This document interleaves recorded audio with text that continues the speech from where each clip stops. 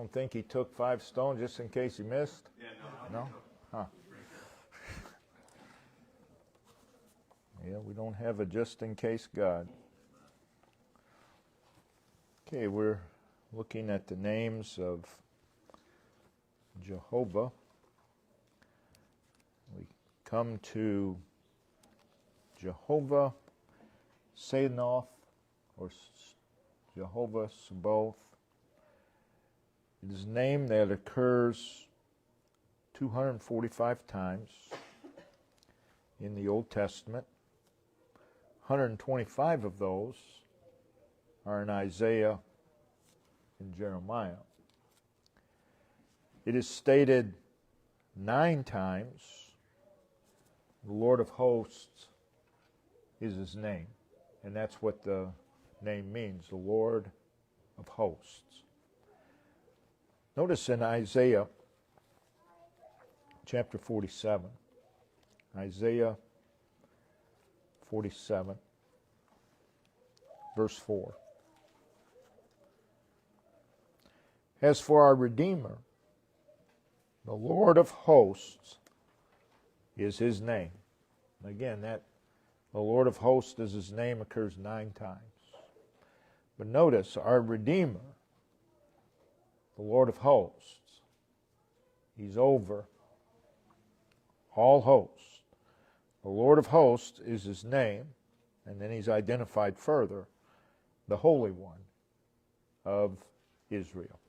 Then over in Jeremiah chapter 32, Jeremiah chapter 32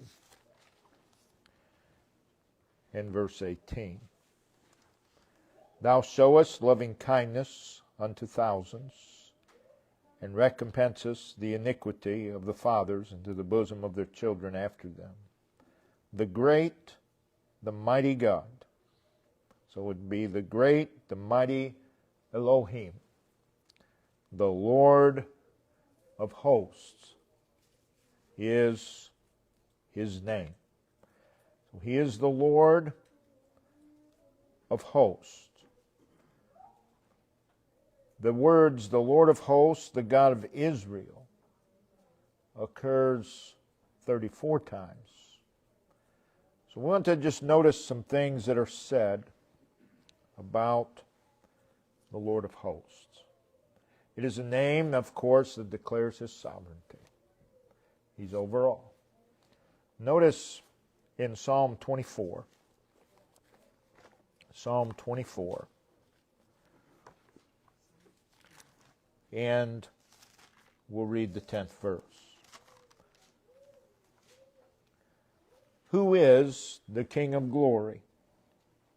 And he answers the question. The Lord of hosts. He is the King of glory. The Lord of hosts. He is the King of glory. Selah.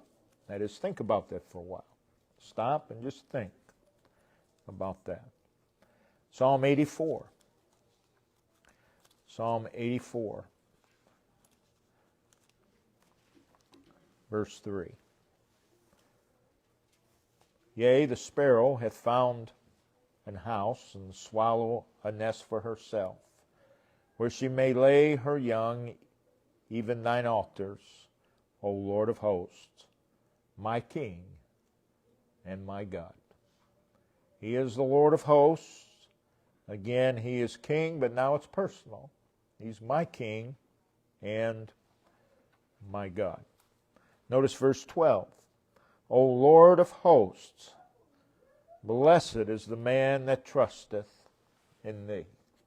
So he is worthy of trust. The Lord of hosts.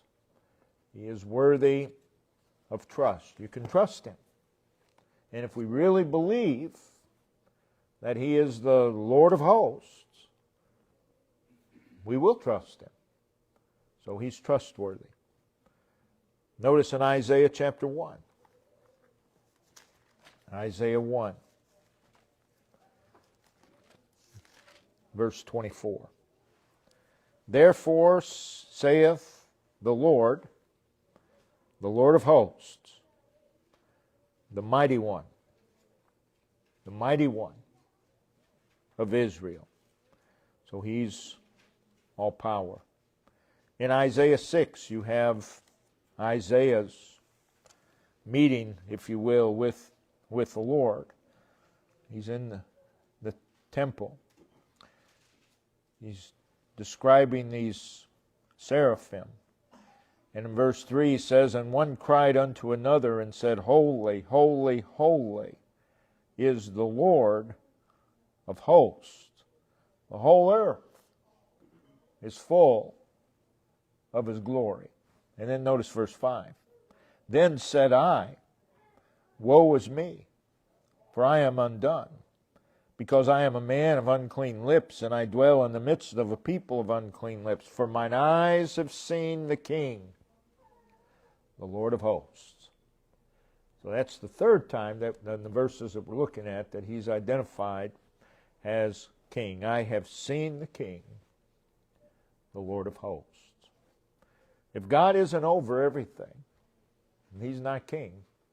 If He's not over things, reigning over things, controlling things, then He's not God. And once again, I don't understand, well, I do, why people would want a God that isn't all-powerful. The reason is because they want to be in control. But they're not. Isaiah 28.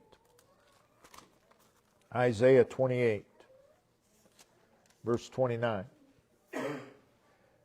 "This also cometh forth from the Lord of hosts, which is wonderful in counsel and excellent in working." The Lord of hosts, He's excellent. He excels in counsel. And He's wonderful in counsel, and He's excellent in working. Then notice in Isaiah 44. Isaiah 44, verse 6. "Thus saith the Lord, the King of Israel, and His Redeemer, the Lord of hosts. I am the first, and I am the last," and He's everything in between. "And beside me there is no God. I am the Lord of hosts, the first and the last." I'm everything. I'm everything. Everything you'll ever need. And beside me there is no God, or there is no other. Notice in Isaiah 47, verse 4.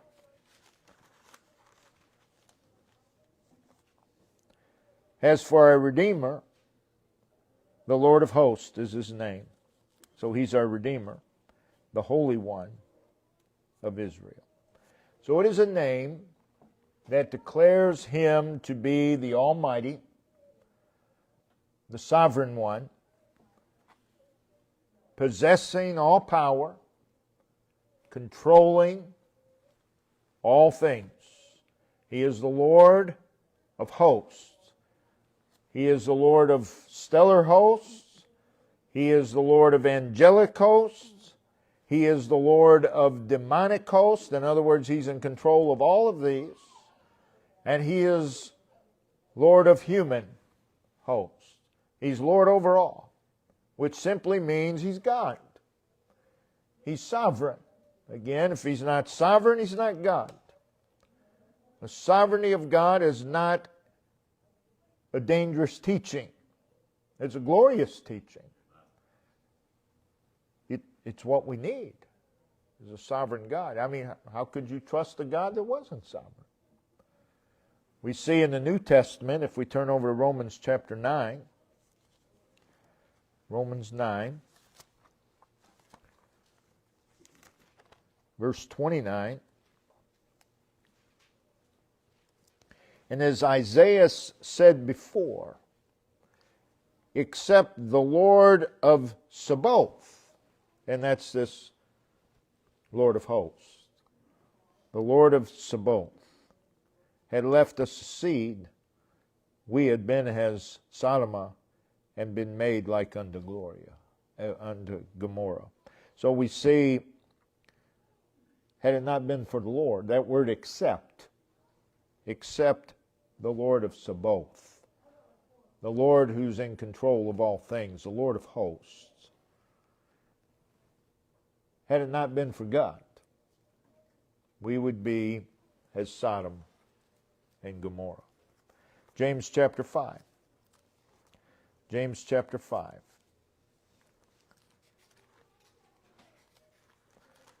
Verse 4.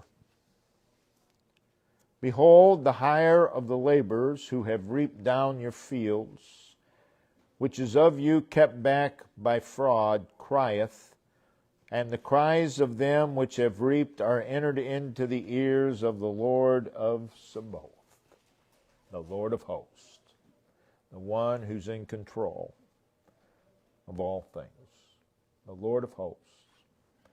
The next name that we want to consider is Jehovah Elohinu. Jehovah Elohinu. It is translated the Lord our God. So it personalizes, it connects us with God. The Lord Jehovah, our God or our Elohim, the Almighty. It is a name that occurs 92 times in the Old Testament. Notice in Psalm 90, verse 17. Psalm 90, verse 17.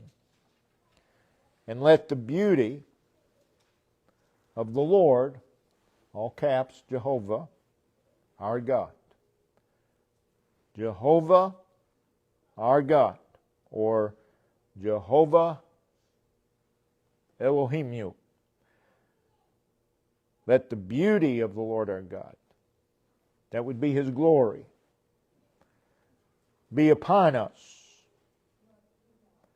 And establish thou the work of our hands upon us. Yea, the work of our hands establish thou it. So there is the beauty of the Lord our God. Psalm 99. Psalm 99. Verse 5. Exalt ye the Lord our God. He's to be exalted. He's to be uplifted. He's to be magnified, pointed to, and worship at His footstool. Again, it's not just exalt the Lord our God and worship Him. No, this tells us the spirit of our worship and the position that we are to take in worship. We're to worship at His footstool. That's our position. We're at His feet. It's a place of humility. For He is holy. That's why we worship at His footstool. He is holy. He's separate and apart from all else. He's pure. He's sinless. We're not. So we're to worship at His footstool. Psalm 113 and verse 5. Who is like unto the Lord our God? Who is like the Lord our God? Who dwelleth on high. Which basically says He's the highest. Who's like Him? Who dwelleth on high. He's the highest. There's nothing higher than God. There's no higher authority than the Lord our God. Now, the name occurs more in Deuteronomy than anywhere else. The Lord our God. And it occurs there 23 times. Again, 92 times all total. But 23 times in the book of Deuteronomy. Now you think about that. The book of Deuteronomy, of course, is a reiteration of Israel's history in the wilderness and how God brought them through. And the name that occurs there in Deuteronomy is the Lord our God. That's who brought them through. The Lord our God. Now notice some things that are said about him in the book of Deuteronomy. If we go to Deuteronomy chapter 6, Deuteronomy chapter 6, and verse 25. And it shall be our righteousness if we observe to do all these commandments before the Lord our God, as he hath commanded us. So notice what it says there. We're to do all these commandments. We do so before or in the presence of the Lord our God. But there's a way to do them, as he hath commanded us. You don't obey God's commandments your way. You obey God's commandments his way. We do everything his way, or we're supposed to. So again, the Lord our God, as he hath commanded us. He's a God who gives us commands. He gives us instruction. Notice in Deuteronomy chapter 1, verse 20. Deuteronomy 1, verse 20.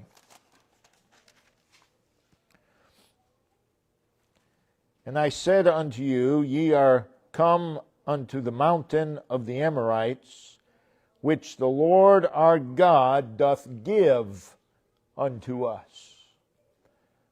We can't merit this. The Lord our God giveth it to us. And all the list that we could make and what the Lord gives us. Notice verse 25.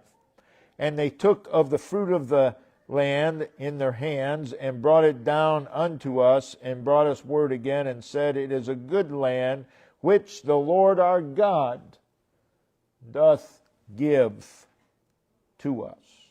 Oh, what he gives to us. Notice in Deuteronomy 2, verse 29. And the children of Esau, which dwell in Seir, and the Moabites, which dwell in Ar, did unto me, until I shall pass over Jordan into the land which the Lord our God giveth us. The Lord our God gives unto us. And that's grace. Notice in Deuteronomy chapter 2, Deuteronomy 2, verse 36.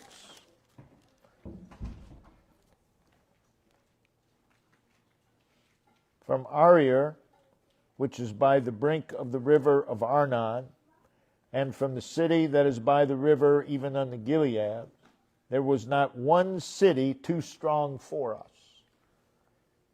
The Lord our God delivered all unto us. There was not one city too strong for us. There isn't anything in life too strong for the child of God. And the reason is not because of our strength, but the Lord our God delivered all unto us. Whatever we have, the Lord our God delivered it unto us. So that's why we're to exalt him. That's why we're to celebrate him, because he's the source. Notice also in Deuteronomy chapter 5, verse 24. And ye said, behold, the Lord our God hath showed us. The Lord our God hath showed us his glory and his greatness. And we have heard his voice out of the midst of the fire. We have seen this day that God doth talk with man, and he liveth. What a verse. There's so much in this verse. The Lord our God, he is Jehovah. He is our God. He hath showed us. And think of all the wonderful things that God has showed us. And here, he shows himself. The greatest thing that God can show you is himself.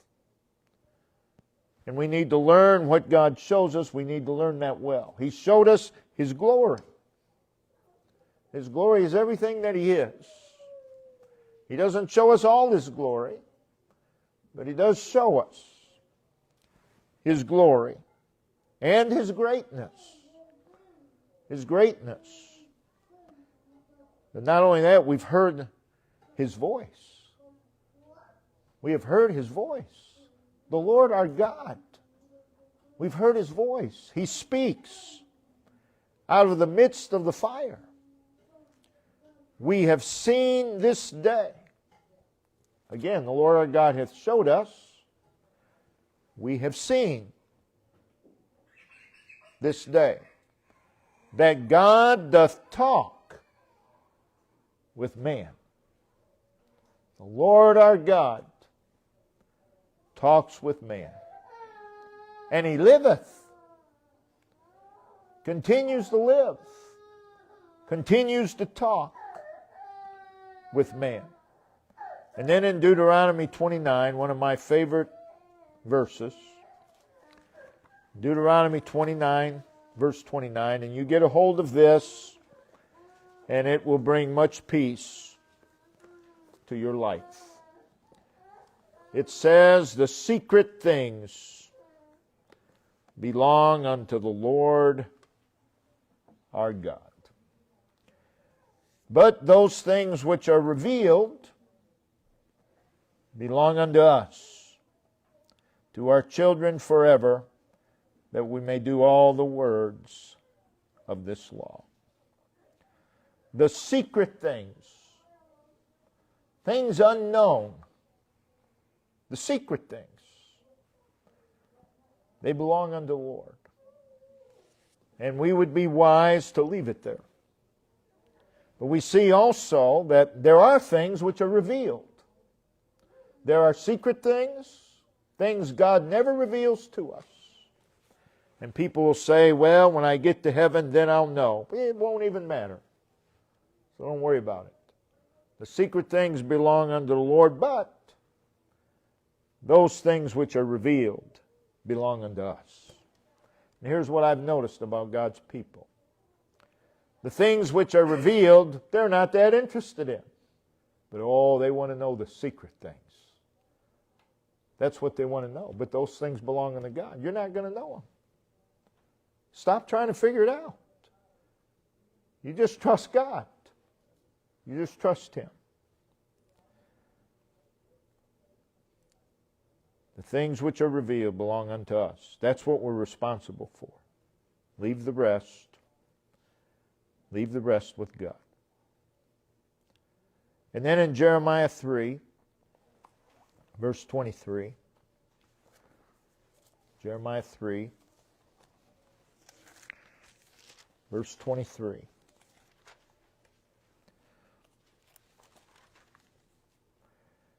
Truly in vain is salvation hoped for from the hills and from the multitude of mountains. Talking about deliverance from the enemy. Truly in the Lord our God is the salvation of Israel. A lot to learn from that verse. It is in vain the hope for deliverance from the hills and from the multitude of mountains. It's all in vain.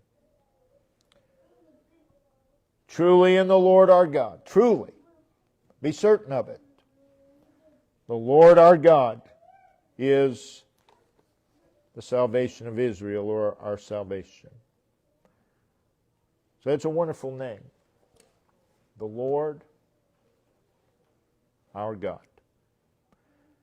Some other places that it occurs, if you go over to 1 Samuel chapter 7, in verse 8. And the children of Israel said to Samuel, cease not to cry unto the Lord our God for us, that He will save us out of the hand of the Philistines. The Lord our God is a God that you can cry unto for yourself and for others. 1 Kings chapter 8. 1 Kings 8, verse 61. Let your heart therefore be perfect with the Lord our God, to walk in His statutes and to keep His commandments, as at this day. The Lord our God has statutes. The Lord our God has commandments. Notice in the book of Ezra, chapter 9. Ezra chapter 9. Verse 8. And now for a little space, grace has been showed from the Lord our God. He's gracious. And then notice what it says.